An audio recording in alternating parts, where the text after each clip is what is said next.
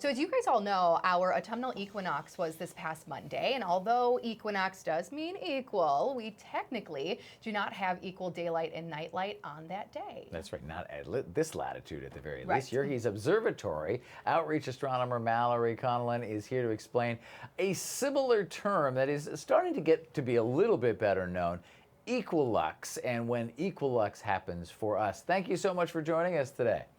Yeah, thanks for having me. So Equilux would actually be that equal day and night, right? Yes, exactly right. A lot of times we hear the equinox being referred to as the day when there's equal day and equal night. And this is not exactly true. The equinox is the specific day when the Earth's axis is tilted neither toward nor away from the sun. So if you want to think about this geometrically, the equinox occurs when the plane of the Earth's equator intersects with the center of the sun. And this happens 2 times a year, once in the spring and once in the fall. And like I said, you'll often hear that this is when equal amounts of day and night happen. Equilux is that specific day when there is an equal amount of daylight and nighttime, so that there's about 12 hours each of daylight and night. And like the equilux happens about twice a year. There you go. So for us, that's a little bit more separated from the actual equinox, whereas if you're closer to the equator, closer in time frame, right? So are we creeping up on equilux here?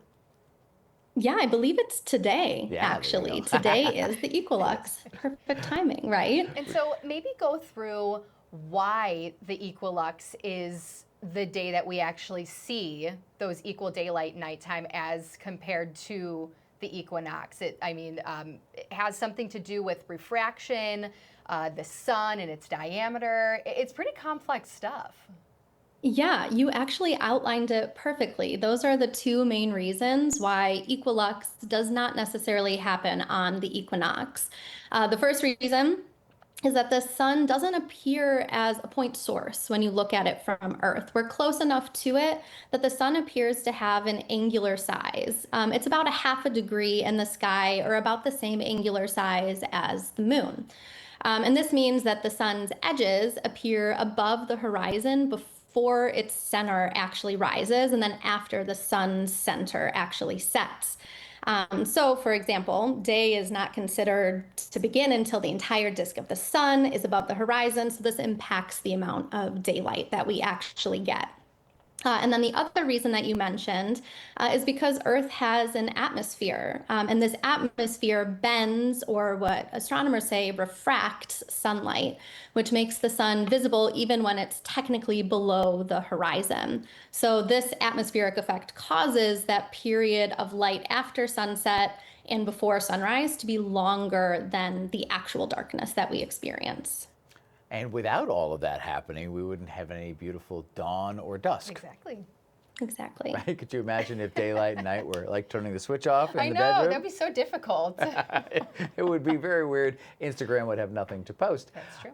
So is there anything historically, like the equinox has this like cultural thing around it, there's some myths about it. There are, ancient cultures that are, do things around it to celebrate it. Is there anything in the past that has been connected to the equilux like that? Folklore or anything? Yeah, not to my knowledge, at least. That would be an interesting research project for some people to work on, I think. It's still such a new term, I think, for a lot of people. I like talking about it because it is so different from the actual equinox. There you go. Fantastic. Thank you so much for joining us. And if somebody wants to learn more about the observatory, where do they go? You can find us at yerkesobservatory.org, and we do have an open house coming up next week, so hopefully we'll see some of you there. Oh, that's There you good to go. know. It's an amazing facility, and it's been around for how long again? It's almost our 128th birthday, so we were built in 1897. Fantastic. Amazing. Again, thank you very much. We'll likely chat again very soon. Appreciate having you on the show.